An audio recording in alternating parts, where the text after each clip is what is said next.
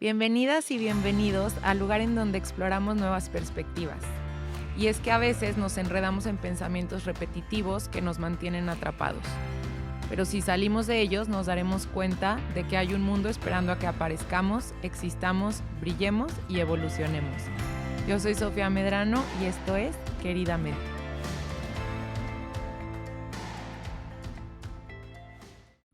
El capítulo del día de hoy me tiene tremendamente emocionada. Es un tema que me encanta, es un tema que, como lo platicaba con la especialista el día de hoy, me ha atravesado desde mucho antes de lo que yo logro hacer conciencia. Vengo de una casa en donde somos 4 mujeres y creo que las 4 hemos sido atravesadas por este tema, cosa que me parece grave, alarmante y me parece que tenemos que hacer conciencia de manera urgente. Entonces, no solo por mí y por la niña que algún día fui, sino también por mis hermanas y por todas las mujeres y hombres también que están en mi vida y que han padecido y sufrido este tema de los estereotipos corporales, este tema de la violencia estética, este tema tan agresivo que es la cultura de las dietas. Me emociona muchísimo poder hablar de esto y está con nosotros. Creo que es la única especialista en la ciudad de León en estos temas. La busqué hasta por debajo de las piedras y casualmente Isaac, que ya ha estado aquí en Queridamente, fue quien me la recomendó. Está con nosotros Fer Cervantes. Ella es licenciada en nutrición por la Universidad de la Ibero. Y lo interesante es que después se hizo maestra en TCAs, que son trastornos de la conducta alimentaria. Después estudió alimentación intuitiva, alimentación no pesocentrista, es feminista además y forma parte del modelo HACE, que significa Health at Every Size. Fer, bienvenida queridamente, gracias por aceptar estar aquí. No, gracias a ti por la invitación. Estoy también muy emocionada. Creo que siempre es bien importante poder hablar de esto y que pueda llegar a muchas personas. Gracias por estar aquí. Fer, me gustaría que antes de empezar nos platicaras un poquito cómo fue que de ser supongo que eras una nutrióloga convencional, cómo fue que empezaste a conocer estos modelos tan disruptivos y tan polémicos, porque siguen siendo polémicos y sigue habiendo gente que pelea contra estos modelos. ¿Cómo fue que te decidiste y que empezaste a conocer este tipo de alimentación? Pues justo llegué a ellos por mi propia historia, porque yo también padecí un TCA, por así decirlo, solamente que es distinto, porque yo tenía muy estereotipado en mi mente que una persona, por ejemplo, con anorexia, pues es alguien muy delgado, ¿no? O delgada. Cuando empecé a estudiar la maestría, empecé a ver que se puede dar en cualquier tipo de cuerpo un TCA, un trastorno de la conducta alimentaria, y fue horrible porque estudiando la maestría todo me empezaba a chocar y entonces yo decía, ay, entonces tengo un problema, ¿qué está pasando? Pero fue todavía más horrible porque en mi entorno normal, pues pensaban que eso era lo normal, ¿no? Que era una nutrióloga que se cuidaba mucho, y lo digo entre comillas porque estaba obsesionada con el ejercicio, con comer saludable, con ponerle como valor moral a los alimentos, esto de bueno y malo. Se estaba volviendo una obsesión, pero yo nunca visualicé que era un problema porque era aplaudido por mi entorno, hasta que me voy, porque me fui de México a estudiar la maestría, tuve ese privilegio. Salir de mi entorno me dio la posibilidad de ver que no era normal, porque empecé a convivir con otras chavas de mi edad que no tenían idea de la nutrición, que comían lo que quisieran, como quisieran, cuando quisieran, y con eso no me refiero solamente a pizzas, hamburguesas, o sea, pero sin tanta situación mental como yo. Me di cuenta de que yo le tenía miedo a los alimentos y dije, ok, esto ya no es normal, ¿no? De ahí, pues, empiezo a ir a terapia, empiezo mi propio proceso y, y digo, a ver, tengo que primero poner en orden mis pensamientos, ¿no? Pero definitivamente cuando vuelva a dar consulta, no quiero ser parte del problema, porque me di cuenta que, pues, los nutriólogos, las nutriólogas somos parte, sin querer, queriendo, de esas conductas compensatorias y de riesgo que te pueden llevar a los TCAs, y dije, ¿cómo hacerle para no ser parte de, no? Entonces empecé a investigar sobre la alimentación intuitiva, HACE, pero te estoy hablando de que esto tuvo que pasar, no Un sé, proceso de varios años. sí, varios años. Luego di con Raquel Lobatón e hice su certificación con las nutriológicas. Y de ahí empecé otra vez pues sí, a dar consulta, y luego todo este tema me llevó al feminismo, porque como bien decías, es un tipo de violencia, sobre todo hacia las mujeres, no porque los hombres no la padezcan, pero se vive muy diferente siendo mujer. Estoy completamente de acuerdo contigo. Justo escuchaba un podcast de Raquel con Jessica Fernández hace poco, en donde es muy confrontativa Raquel, esa es la realidad, y nos incomoda a todos con sus ideas, pero nos deja pensando muchísimo. Y decía, yo nunca he visto, palabras más, palabras menos, pero decía, yo nunca he visto una aspirante a la presidencia de un país contando el número de almendras que se va a comer. ¿Y qué sucede? Que al sistema le conviene tenernos pensando, como mujeres, tenernos pensando únicamente en el físico, porque entonces toda la energía de la mujer está destinada en cómo se ve. Y ahora agrégale que además está subalimentada. Ujú. O sea, la mayoría de las mujeres, las que hacen y las que en su momento hicimos dietas, vivimos subalimentadas, con un requerimiento o con una ingesta mucho menor al requerimiento de energía que tiene nuestro cuerpo.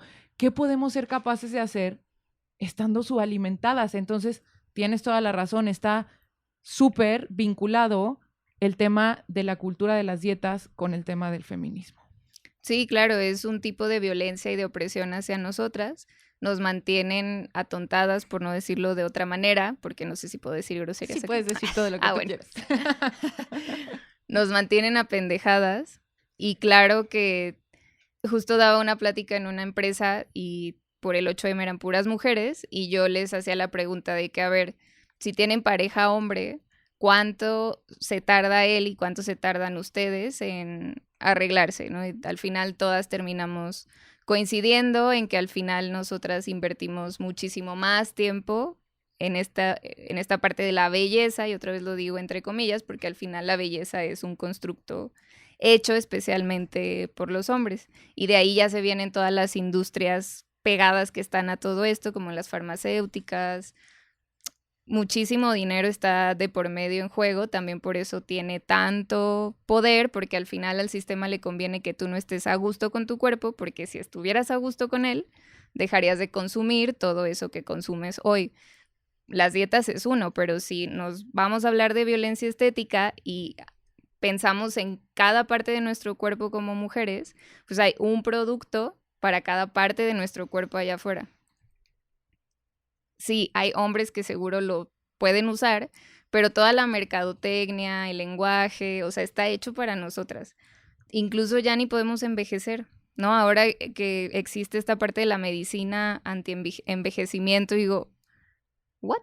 Sí. O sea, como entonces ya no podemos envejecer aunque sea lo más natural y algo que sí o sí, que sí o sí va a pasar, pero al final ni eso podemos hacer, ¿no? Entonces, que si no te gusta tu pelo chino, puede ser lacio, que si las cejas, la pestaña, el maquillaje, las cremas, la depilación, todo, la ropa, las dietas, es pastillas. Un ejercicio interesante, o sea, si nos ponemos frente al espejo y te pones a analizar de cabeza a pies, el decir qué parte de mí está siendo manipulada en pos como de un cambio, de una transformación para entrar en este estereotipo de belleza. Y yo creo que es un ejercicio interesante. Nos daríamos cuenta de algunos aspectos dolorosos de esta violencia. Es duro, sobre todo porque yo no enjuicio pues a las mujeres en particular que deciden hacerse cirugías o deciden hacer dietas o no sé, depilarse. Yo me he hecho depilación láser y he pagado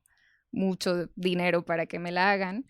Lo único que les invito a hacer es como preguntarnos justo esto, ¿no? ¿Cómo nos está atravesando en nuestra vida? ¿Qué sí podríamos dejar de hacer que nos está quitando tanto tiempo y dinero? Porque es dinero invertido también. ¿Y qué sí podríamos seguir haciendo sabiendo que es algo que nos han insertado en la cabeza? Y muchas veces en consulta, sobre todo, que es cuando debatimos mucho, porque luego mi consulta parece más como un salón de clases, me dicen ellas, sobre todo porque solo atiendo mujeres, en su mayoría, pero si a mí me gusta depilarme, entonces, ¿qué? O sea, a mí no me gusta que se me vean los pelos, pues. Yo sí, está muy bien eso, pero si le rascamos a esa idea, viene de algún lugar, o sea, tú no naciste y dijiste, no me gustan mis pelos porque, no, o sea, fue aprendido, ¿no? Me encanta esto, Fer, que comentas, porque yo la intención que tengo con Queridamente es la liberación de hombres y de mujeres, pero sí voy a ser bien honesta, principalmente de mujeres. Creo que la necesitamos mucho más. Entonces, se me hace bien importante recalcar esto que tú dices, que en ningún momento la intención de lo que platiquemos aquí es la de juzgar o castigar o ver como con lupa todas y cada una de las acciones que están haciendo todas y cada una de las mujeres. La intención es que si a ti te gusta y te funciona, lo sigas haciendo con la conciencia de que viene de algún lugar y entender Claro. cuál es ese lugar. Y si a ti te funciona, a ver, seamos felices todas. Lo que sí creo es que a la mayoría, al menos esta cultura de las dietas, a nivel emocional y psicológico, no pienso que nos funcione. Eso es lo que yo creo. Y después, escuchando las estadísticas que comparten tus colegas, digo, bueno, definitivamente si el 95% de las dietas terminan por no funcionar, entonces no solo es mi creencia, también es la estadística, ¿no? Y sobre todo porque si tú hablas con otras mujeres que han hecho dieta, te das cuenta que no está chido. O sea, que todas lo padecemos, pero no lo hablamos. Porque es más fácil allá afuera hablar de, ay, qué bien te ves, sobre todo esta parte de opinar sobre los cuerpos de las demás, creo que pues es malísimo, ¿no? Claro. Aunque sea para bien, y lo digo otra vez entre comillas, hablo mucho entre comillas. Justo ahorita que dices eso, estuvo con nosotros hace algunas semanas una sobreviviente de cáncer y dice, ella en su primer diagnóstico no le dijo a nadie que tenía cáncer. Entonces dice, ella no vivía en León, pero regresa a León y dice que su mamá y sus tías y sus cercanas era como, pareces anoréxica, ¿qué te pasa? Estás flaquísima. Y dice, si hubieran sabido por lo que estaba atravesando y con una facilidad hablamos sobre cuerpos ajenos. Esta semana fui a desayunar con una amiga que me dijo, amiga, le dije, ¿cómo te fue en la boda? Porque fue una boda. Y me dijo, amiga, me fui. Y le dije, ¿por qué te fuiste? Porque una hermana de mi papá me dijo que era muy caderona. Y dice, la verdad no me importa. A mí me gustan mis caderas, pero no tengo por qué estar sentada en un lugar en donde se sienten con la libertad de opinar sobre mi cuerpo. Agarré mi bolsa y me fui. Y es que esos comentarios, todos hemos recibido comentarios no solicitados sobre nuestros cuerpos. Incluso los halagos, de, qué bien te ves, no son halagos, tú no sabes por lo que está pasando esa persona y no hay por qué opinar sobre el cuerpo de las demás, sobre todo porque incluso si nos vamos a cómo le hablamos a las niñas, pues desde ahí empezamos a cultivar esa semilla de lo que es importante es tu apariencia, porque tienes que ser bonita, porque, ¿no? Esa parte de bonita. ¿Qué es ser bonita? ¿Qué es ser una buena niña? Y entonces ahí, no sé, si tú te pones a recordar cuál es el primer recuerdo que tienes de no haber estado a gusto con tu cuerpo, yo me voy a los 10 años. Fíjate, justo quería compartir al inicio y luego ya nos envolvimos un poco con la conversación. No suelo platicar mucho sobre mí ni sobre mi historia porque al final la gente está aquí para escucharlos a ustedes, que nos regalan su tiempo para estar aquí. Pero sí me gustaría, en este caso en particular, platicar un poco de cómo fue mi experiencia y cómo di con estas corrientes de salud en todas las tallas y de alimentación intuitiva. La primera vez que yo me puse a dieta Fer fue a los 8 años. Y aquí entra, bien interesante, la violencia médica, que ahorita me gustaría que profundizaras tú en esto. Tengo yo 8 años, empiezo con dolores de espalda. Tú me viste ahorita, soy una mujer de 1,77 y esta estatura la tengo desde los 12 años. Entonces, a los 8 años yo ya era una niña muy alta. Empiezo a desarrollar una escoliosis que probablemente, y ahorita lo pienso, muy probablemente fue provocada por mi altura y no por mi peso, porque tampoco era como los 800,000 kilos, o sea, era una niña gorda, pero yo ahorita veo las fotos y hasta me doy, o sea, digo, qué linda, o sea, los cachetes rojos, era una niña feliz. Y la verdad es que mis papás hicieron un gran trabajo porque nunca me sentí distinta, ni nunca sentí que había algo que cambiar con mi cuerpo hasta ese momento. Entonces me empieza a doler la espalda, me lleva mi mamá al doctor y el doctor le dice a mi mamá, necesita bajar de peso urgente porque si no, la vamos a tener que someter a una cirugía. Estoy hablando de hace 22 años. En ese momento no había conciencia sobre la violencia médica, ¿no? Entonces mi mamá, ¿qué hace? Me lleva con la mejor nutrióloga que en su momento encontró, que era nutrióloga infantil. Y la verdad es que me dio una dieta. Yo me acuerdo que comía helados de McDonald's y pretzels y trató como de adaptarla mucho a los antojos de un niño, pero al final yo la restricción la conocí a los 8 años. Entonces empiezo con dietas y empiezo a ver que puedo controlar a través de la comida cómo me veo y puedo controlar a través de la comida cómo me tratan los demás. Entonces me voy así, me adelgazo, mantengo un peso como estable, pues, siendo ya una persona delgada, y a los 18 años, por primera vez, atravieso un TCA. Supe que era un TCA hasta los 27 años que estuve con una colega tuya, experta en alimentación intuitiva. Yo veo ahorita las fotos de ese momento y digo, estaba en los huesos. O sea, se me veían las costillas. Dormía todo el día. Y mi desayuno era una Coca Light y un plato de jícama. Evidentemente tenía un TCA. Y entonces, siempre a partir de ese momento, mi peso estuvo ligado a todo lo que sucedía a mi alrededor. ¿Sí me explico? O sea, si había un chavo que me gustara, en mi cabeza, si yo no adelgazaba, nunca me iba a pelar. Era un vínculo automático que hacía mi cabeza. O si subías de peso. O si subía de peso, te iban a rechazar. Me iban a rechazar. Entonces, atravesaba yo un momento difícil y mi mecanismo de defensa era dieta. O sea, con dieta se soluciona todo. Necesito controlar los alimentos. Y luego está bien peligroso también este juego mental que nos hacen de si no puedes controlar tú lo que te llevas a la boca, no controlas nada y tú eres, la competencia es contra ti mismo. No, yo dejé de competir contra mí misma. Soy mi mejor amiga y si les funciona, qué bueno, y si no, la puerta es muy grande. Pero entonces empiezan todas estas ideas súper, súper dañinas hasta que, yendo a terapia, encuentro que le dedicaba muchísimo tiempo de mi día a ver qué estaba comiendo, que era bueno y que era malo, entre comillas, como dices tú, que era orgánico y que no era orgánico, y que toda esta... Y dije, se acabó. O sea, es una batalla que perdí desde que la empecé y no sabía. O sea, no tiene sentido esta batalla. Y como te decía antes de que entráramos al podcast, he subido 15 kilos desde que dejé las dietas. Tengo ya 2 años sin dietas. Ha sido un camino de muchísimos altibajos. No te voy a negar que hay momentos en los que veo mi cuerpo y digo, ay no, ya, mejor me voy a poner a dieta, que no me cierran los pantalones, y digo, ya, o sea, ya no puedo, 1 kilo más y me voy a desbordar. Claro que vienen estas ideas que estoy en proceso de deconstruir, pero al final creo que he sido mucho más feliz y he tenido mucho mayor aceptación de mi cuerpo, a pesar de que se ve tan distinto a como se vio durante toda mi vida. Ahorita que por fin estoy experimentando la alimentación intuitiva, y cualquiera pensaría, como decías tú, y ahorita profundizamos más, que la alimentación intuitiva es cómete todas las pizzas y las hamburguesas y los helados que se te antojen. Y la verdad es que es un proceso en donde empiezas a entender. Por ejemplo, a mí hoy a la hora de la comida se me antojó una ensalada. Estábamos en un restaurante, pude haber pedido una pasta, pude haber pedido lo que yo quisiera porque ya no vivo en restricción, y se me antojó una ensalada porque vi que tenía pera y se me hizo agua la boca cuando leí pera. ¿Sí me explico? Entonces, qué importante entender más sobre la alimentación intuitiva y sobre estos caminos, porque siento que esto que he vivido yo representa a muchas más mujeres de las que nos imaginamos. Muchísimas.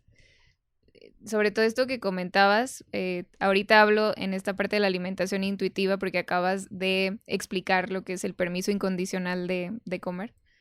Pero lo que decías en esta parte, ¿no? Que has subido de peso, y a mí me gusta llamarle más bien a que tu cuerpo se está adaptando a tu peso natural. No es que esté mal que estés subiendo. Obviamente, si tú estabas en un peso restringiendo, ese no era tu peso. Eso me encanta. ¿Lo puedes repetir, por favor, Fer? El peso en la restricción. Sí, si estás en un peso restringiendo alimentos, no es tu peso. Hoy tu cuerpo se está adaptando a tu peso natural. Es bien duro este proceso porque es un duelo de ver cómo cambia tu cuerpo, pero sobre todo tú hacer este proceso personal, ¿no? De aceptación, pero al final seguir viviendo en esta sociedad que te sigue diciendo que eso está mal. O sea, que está mal que no te queden tus pantalones y que te tengas que comprar una talla más. Cuando es algo natural, porque el cuerpo cambia a lo largo de los años. Y sobre todo tenemos un set point, que es un peso en donde nuestro cuerpo funciona, por así decirlo. No es un peso en específico, o sea, yo podría hablar de que no hay pesos ideales para nadie, sino que hay rangos de peso en donde tu cuerpo funciona bien. Ese es tu set point. Puede variar unos kilos más, unos kilos para abajo, más o menos, pero es un rango. ¿Por qué? Porque nuestro peso está dado, influenciado por la parte inconsciente de nuestro cerebro, porque es una manera que él tiene para hacerte sobrevivir, ¿no? Porque si nos remontamos a las cavernas, cuando no había comida a veces, no había recolecta, no había casa, el cuerpo tenía que adaptarse y sobrevivir, ¿no? Ahorraba y luego se reponía. Entonces, cuando nosotros nos sometemos a una dieta, el cuerpo lo vive como una hambruna. Él no sabe que te estás poniendo a dieta porque tú quieres, porque el médico te dijo que era lo mejor, o porque vas a ir a la playa. O sea, él dice, se nos está acabando la energía. ¿Qué hacemos para poder sobrevivir? Porque no sabemos si mañana va a tener energía. Me hago más lento y tengo la capacidad de reservar más en forma de grasa. Por si mañana no hay, tengo mis reservas. Se acaba esa restricción o esa hambruna, porque al final las dietas son insostenibles a lo largo del tiempo. Y el cuerpo dice, perfecto, te llevo a donde estabas antes, porque ahí sí funcionábamos bien. Y viene el efecto rebote, ¿no? Que es esta parte de volver a subir de peso después de hacer una dieta que se vive como un fracaso, porque con este discurso que se tiene allá afuera en las dietas es que yo no me cuidé, es que no aprendí, es que ya me fui. O sea, por una parte está esta parte fisiológica, ¿no? En que tu cuerpo te regresa donde tú funcionabas bien, y por la otra parte es muy probable que hayas desarrollado un poco de ansiedad a la hora de comer porque durante la dieta te restringiste y viste alimentos como malos. Entonces, en el momento en que te los permitiste, no te permitiste 2, te permitiste 8 por esa restricción. Entonces, en conjunto, esas dos cosas pues hacen que se viva como un fracaso, como fue mi culpa, y lo que haces es buscar otra dieta. Con la esperanza de que esta vez sí funcione. Sí, es como un ratoncito en una rueda, ¿no? Tratando de alcanzar algo. Esa promesa. Persiguiéndose la cola, sí. Y por eso es tan difícil salir de este discurso, retar las dietas, porque además al final nosotras seguimos siendo delgadas, aún y con todo eso, ¿no? Sí, hablamos desde el privilegio también. Yo le llamaría más un beneficio, porque al final es un privilegio, por así decirlo, pero en esta sociedad nos termina jodiendo también, ¿no? Sí, o sea, no es nada, sí. No es un privilegio porque también ser delgada te posiciona en esta posición de objeto en donde eres más deseable por los hombres. Sí. Porque al final los estereotipos de belleza los hicieron los hombres y nos han clavado todo el tiempo que la parte valiosa de nuestra existencia es nuestro cuerpo y que es lo que tenemos que ofrecer, ¿no? Qué fuerte. Es muy fuerte eso, entonces. Qué fuerte. Oye, Fer, ahorita que hemos ya mencionado varias veces con quien está escuchando y no viendo en YouTube, cada que decimos alimentos buenos o malos, hacemos con los dedos como la señal de que es entre comillas. Me gustaría que profundizaras un poquito para quien escucha sobre estos términos por primera vez. La verdad es que es muy desafiante decir como, evidentemente una manzana es más saludable que un pedazo de pizza. Obviamente la lechuga es mucho más saludable que una malteada. ¿Por qué dentro de estas corrientes no hay alimentos buenos y malos? Y no hay alimentos, y esto es todavía más fuerte, nutritivos o no nutritivos. Eso es bien fuerte. Para empezar, la comida no tiene valor moral. O sea, la comida no es mala en sí, de que va a salir una mano y te va a ahorcar. No es mala, no roba, por ejemplo, ¿no? No es mala, por así decirlo, en esta idea de lo que tenemos, que significa que es bueno y malo. Esta idea, pues, te lleva a restringir más, ¿no? Porque aquellos alimentos que tú consideras malos, los vas a restringir. Uh-huh. Pero luego cuando se te antojen, porque indudablemente ya vivimos en este mundo industrializado que tenemos todo a la mano y saben ricos, no te vas a comer 1, te vas a comer 8. Por esta parte que estás como en un péndulo, ¿no? En donde estás en la restricción, luego te vas al otro lado a la compulsión, te regresas a la restricción y así. Eso por una parte. Con esto no quiero decir que todos los alimentos tengan los mismos nutrientes. Sin embargo, la comida nos nutre a distintos niveles. No podemos reducir solamente la parte física de nutrientes y calorías, que claro que es una de las principales porque pues al final la comida es la gasolina que tenemos para vivir, pero la comida nos nutre mucho más allá, ¿no? A nivel personal, se involucra en muchísimos de nuestros procesos, en la cultura, en la familia, en el cariño, en el hambre emocional. O sea, hay muchos procesos que tienen que ver con la comida, que no es nada más los nutrientes en sí. Entonces podríamos decir que la comida nos nutre físicamente, pero también emocionalmente a nivel de corazón y de alma. Entonces, y está bien castigado, ¿no? Eso Ese es es hambre emocional. ¿Y por qué vale menos? Sí, o sea, no sé si les ha pasado que salen de México, si han tenido la oportunidad y extrañar la comida o decir que eres mexicana y encontrarte comida mexicana es como te da sentido de pertenencia, el comer un platillo que te recuerde a tu abuelita, que te hacía de cuando eras chiquita y que te causa tranquilidad, el comerte algo simplemente porque se te antojó, el compartir con tu familia, con tus amigos, un espacio íntimo en torno a la comida. O sea, la comida nos da mucho más que nutrientes a nivel fisiológico.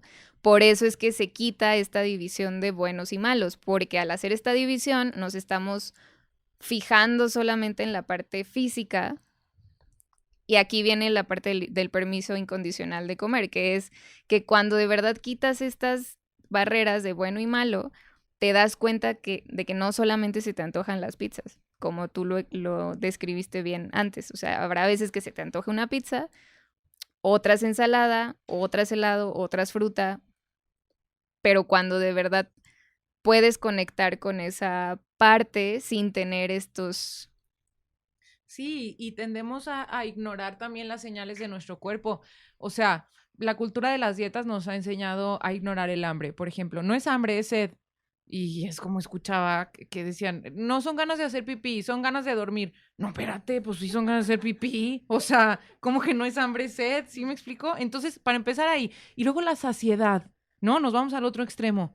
¿Cómo sé si ya estoy satisfecha? Ni siquiera sé medir mis señales de saciedad porque me han enseñado a escuchar a todo el mundo sobre cómo debe sentirse y verse mi cuerpo y nunca he aprendido a escuchar cuando tengo hambre y cuando estoy satisfecha. O tienes la hoja que te dice que son 2 tortillas y una taza de arroz y 30 gramos de pollo y ya está. O sea, no puedes ir más allá de eso y no sabes si te llenaste, si no, si...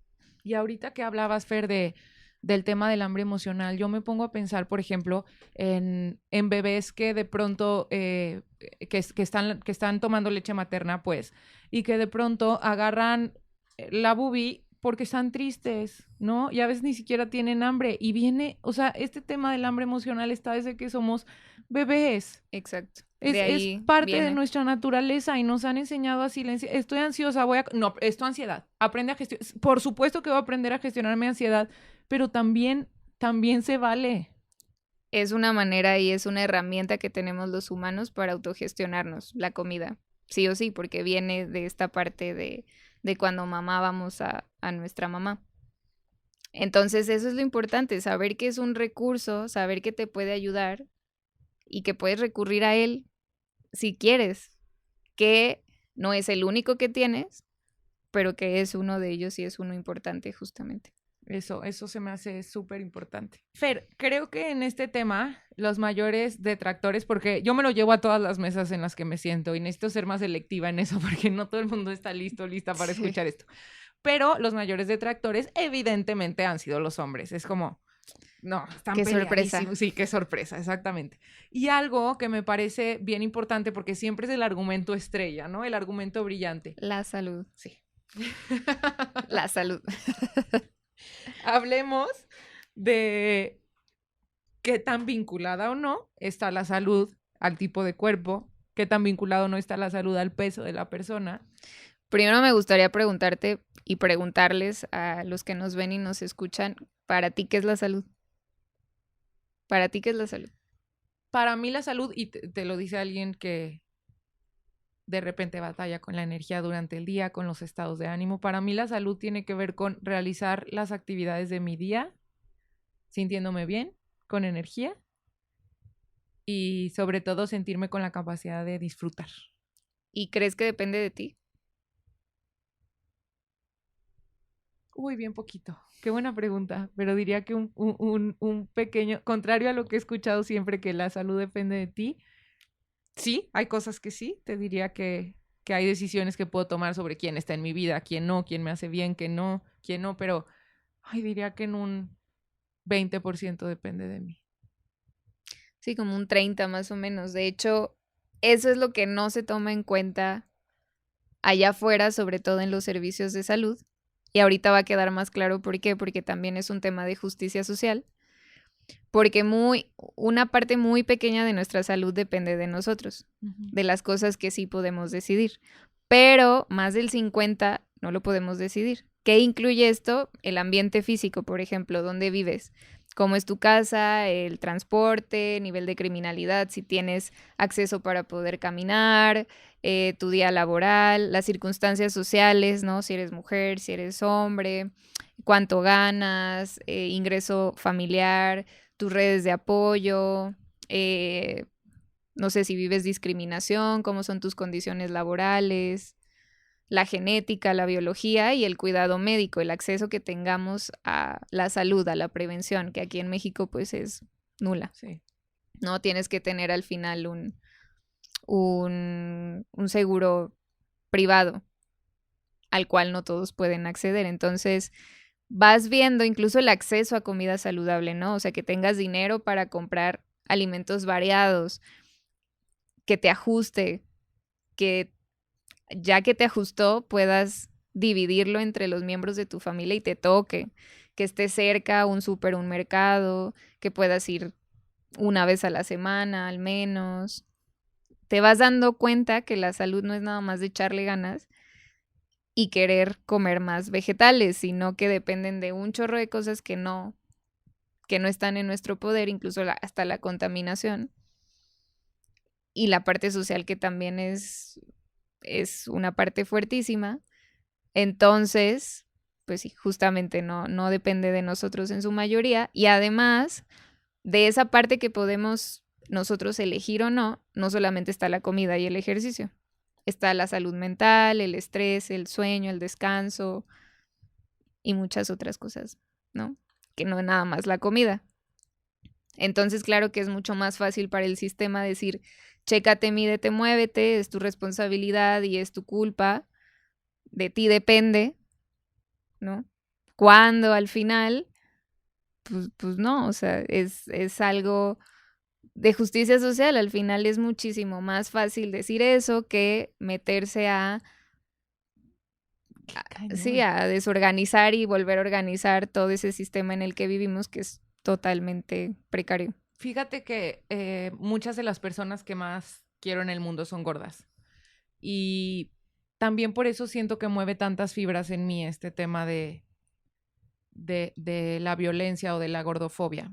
Y algo importante o algo que descubrí en los últimos años, y gracias a colegas tuyas también, es que sí, quizás sí sea una estadística real que las personas gordas padecen más X, Y o Z, pero no necesariamente es por ser gordas. Y eso me parece un descubrimiento fascinante y muy importante porque hablan tus colegas y tú de la violencia médica, de cómo llega un momento en el que la persona gorda prefiere dejar de ir al doctor. Porque ya sabe que, o sea, me duele la garganta es por gorda. Me dio una alergia en el ojo es por gorda. Sí, todo claro. Entonces, esa violencia médica, claro que yo no querría ir al doctor tampoco. Por supuesto que no. Ni hablemos de gimnasios.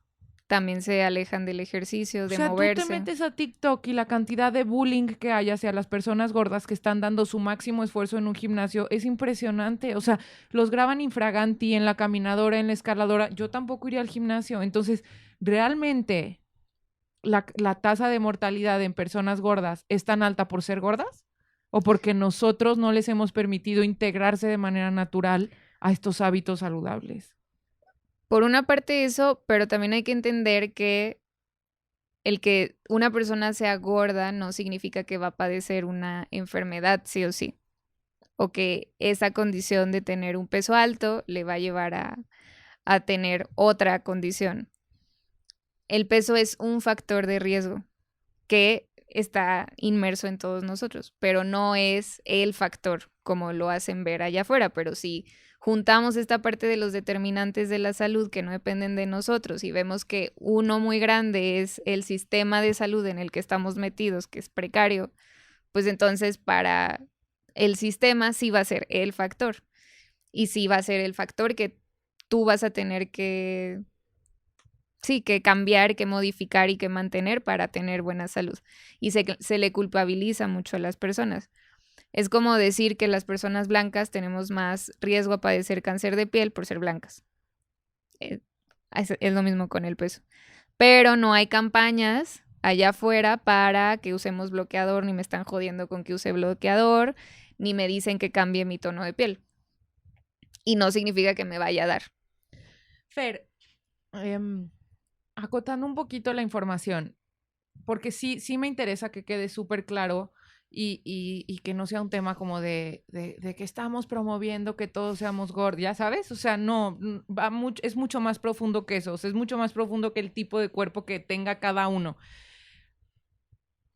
¿Por qué o cómo desvinculamos, si puedes como ayudarme a articular esta información, cómo desvinculamos el peso de la salud? Al final la estadística y como la información más básica, ahí está, ¿no? Y quizás si yo me meto en Google, ¿cuántas personas delgadas tienen diabetes? Y abajo busco cuántas personas gordas tienen diabetes, quizás me salga, no sé, pero quizás me salga más alto el número de personas. Fíjate, qué interesante, esta idea la tenía yo. Entonces, ¿cómo cómo desconfiguro esta idea de que no es el peso el que determina la salud?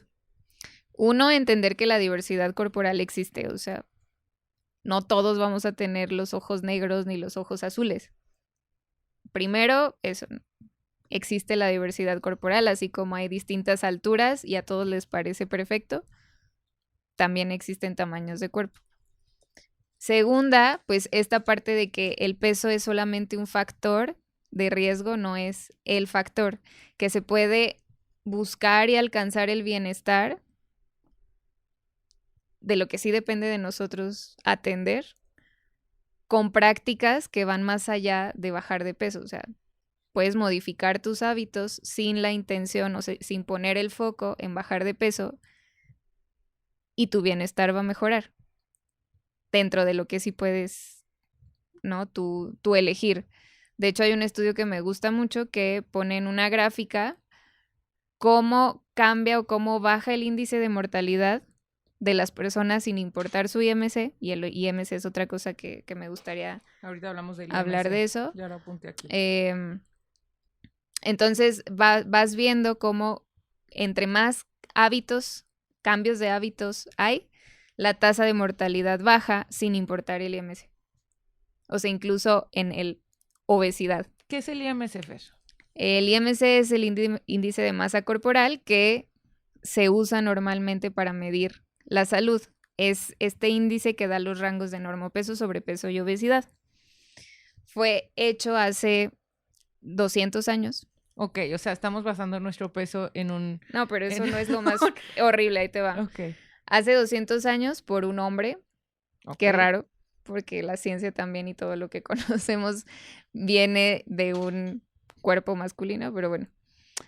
Hace 200 años un hombre belga, Quetelet, europeo, que hizo un estudio de puros hombres europeos. Ya empezamos, o sea, híjole, de veras que son temas bien delicados, pero sí vale la pena detenernos en cada uno de los aspectos.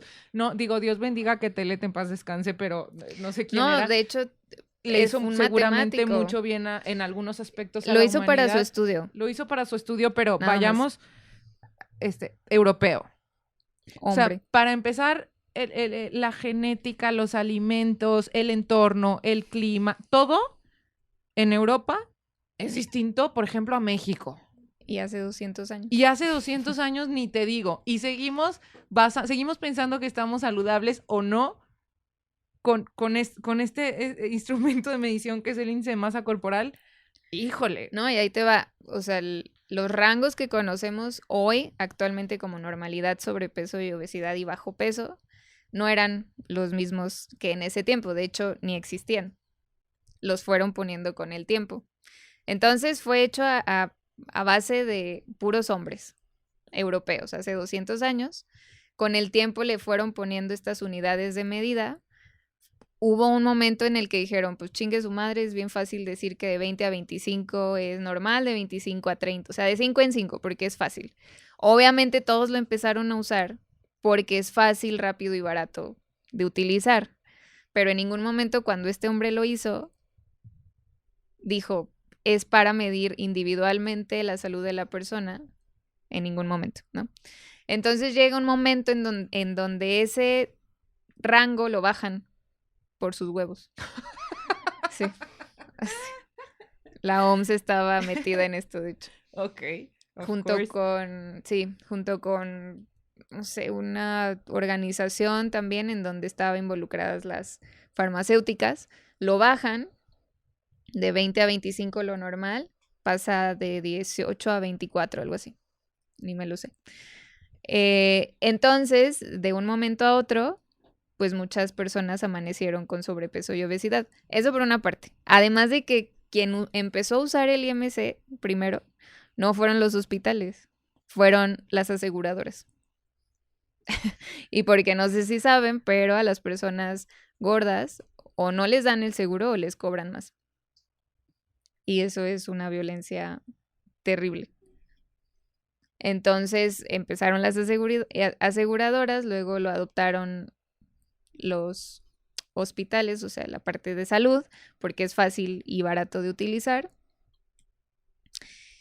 Y aquí estamos hoy en día, siguiéndolo usando. Y de hecho es bien tricky porque a mí en la carrera me decían, es que es muy subjetivo, ¿no? O sea, el índice de masa corporal solamente toma en cuenta tu peso sobre tu talla al cuadrado, o sea, no ve tu grasa, y en eso es verdad.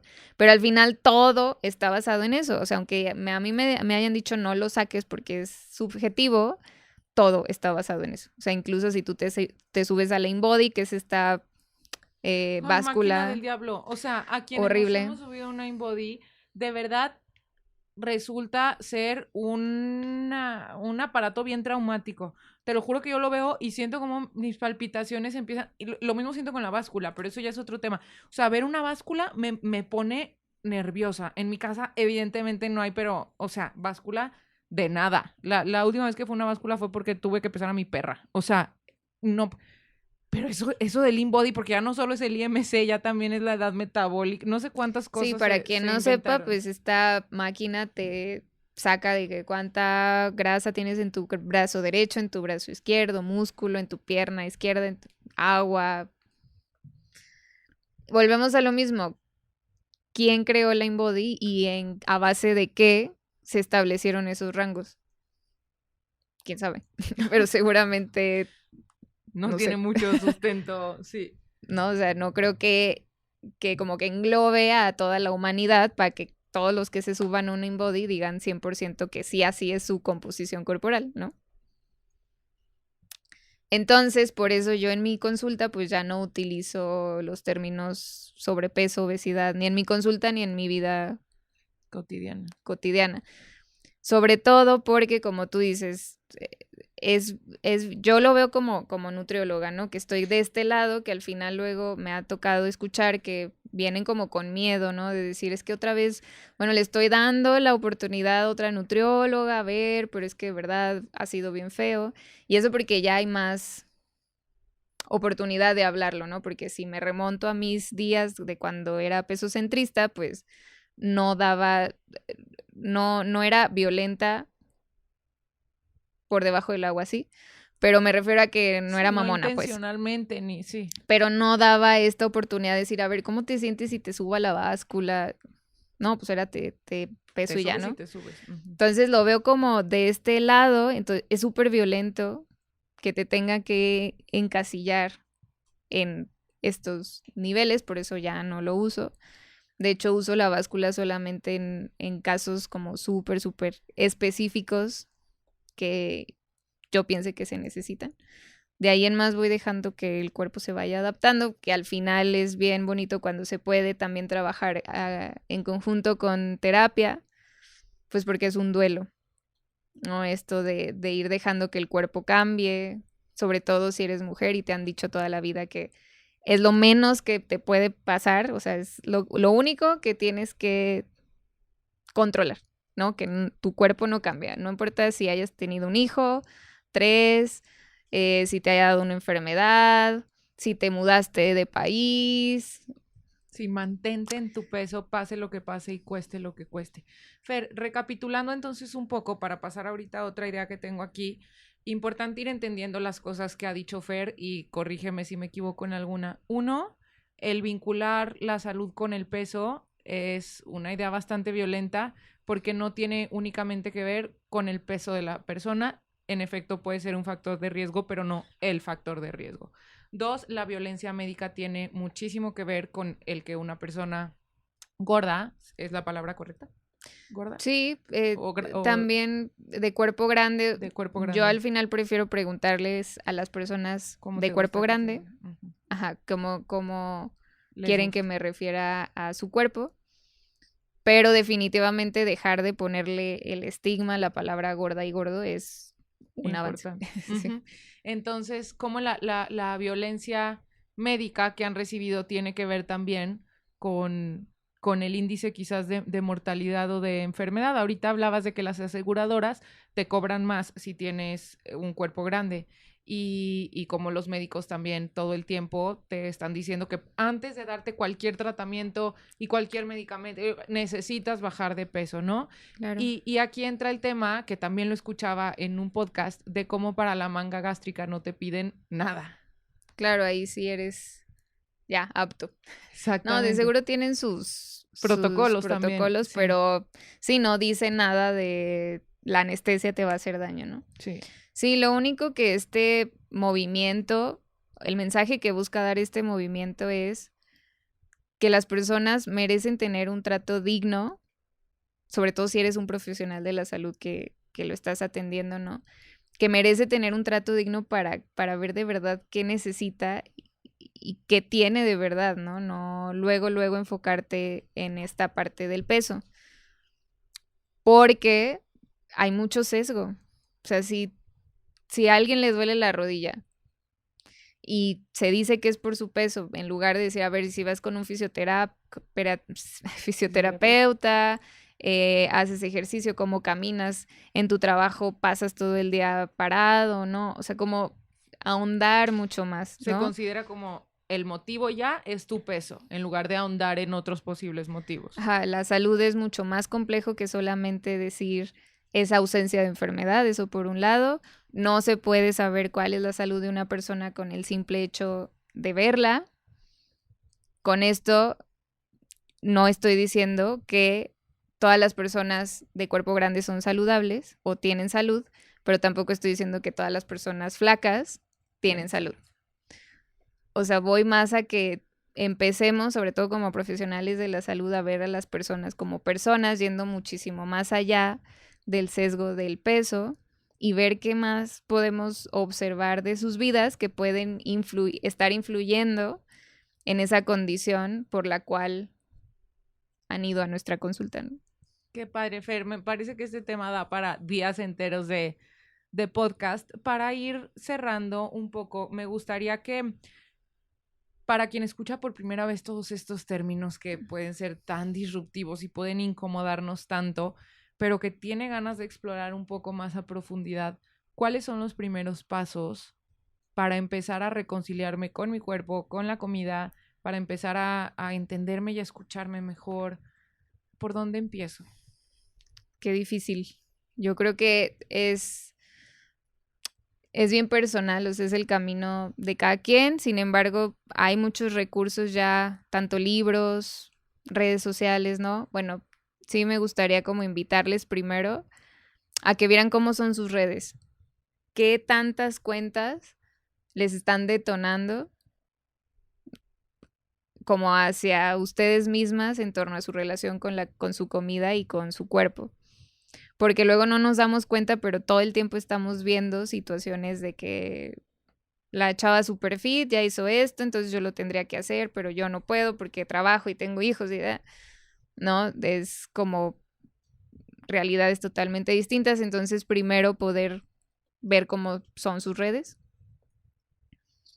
Hay, les digo, muchos recursos. A mí los libros que me gustan para empezar, sobre todo a cuestionarnos esto de la violencia estética, es El mito de la belleza de Naomi Wolf y Bellas para morir de Esther Pineda. Son 2 libros súper cañones. Hambre de Roxane Gay también es muy bueno. Hay muchas cosas, cuentas también en redes sociales que ya empiezan a hablar más. Yo algo que me di cuenta es que tenía mucha gordofobia internalizada, por ejemplo, y mi Instagram estaba lleno de puras personas delgadas. Entonces el empezar a seguir activistas gordas y sobre todo personas que existen sin tener ya de primera el juicio hacia su cuerpo porque... ¿Tienes algunas cuentas que nos puedas compartir, Fer?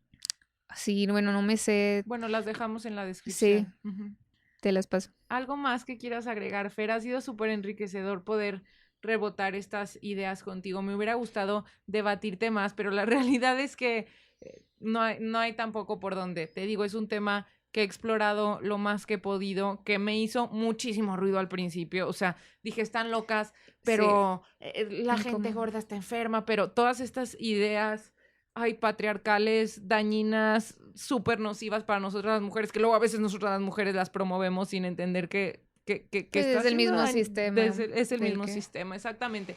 Entonces, ha sido súper enriquecedor tenerte aquí, Fer. Muchas gracias. ¿Cómo te encuentran a ti en redes sociales? Si alguien quiere empezarse a involucrar o empezar a adaptar este estilo de vida, ¿cómo te pueden encontrar? Estoy como ferser.nutrición con C, Ferser. Y bueno, nada más como para despedirme, las invito a tener mucha compasión, que es justo de lo más difícil. Mucha compasión hacia ustedes, hacia sus cuerpos.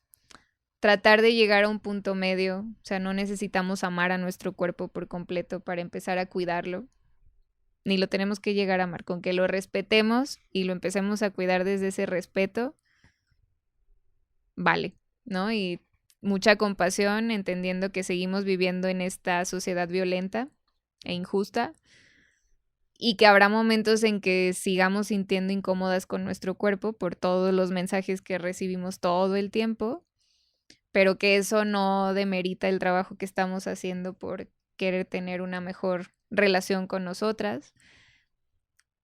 Que desde la compasión también nos preguntemos lo que decíamos al principio de cómo la violencia estética está atravesando mi realidad. Y con mucha autocompasión, siempre esto es algo que veo de hecho mucho en mis consultas. Poquito a poquito podamos ir haciendo estos cambios, esta conciencia, para llegar a esta neutralidad corporal y respetar a nuestro cuerpo, que al final es la herramienta que tenemos para transitar esta vida. Me encanta, es el verdadero amor propio, yo creo, el que viene del autorrespeto y del autocuidado, ¿no? Y amor no desde aceptación total, como dices tú, de lo amo todos los días frente al espejo, sino de lo respeto y lo cuido. Eso para mí sería amor, más que otra cosa. Y saber que, o entender que el amor propio tampoco tiene que ser la cura mágica para todo, ¿no? Porque también está este discurso de, es que ahora te tienes que querer y quiérete y así entonces vas a empezar a estar mejor y quiérete y quiérete.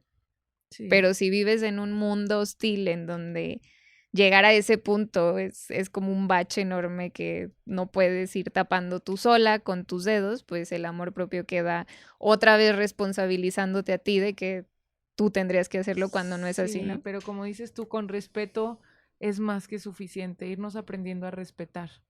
Sí, y valorar a nuestro cuerpo por las cosas que hace diarias, más allá de por cómo se ve, es un camino que te lleva a ello.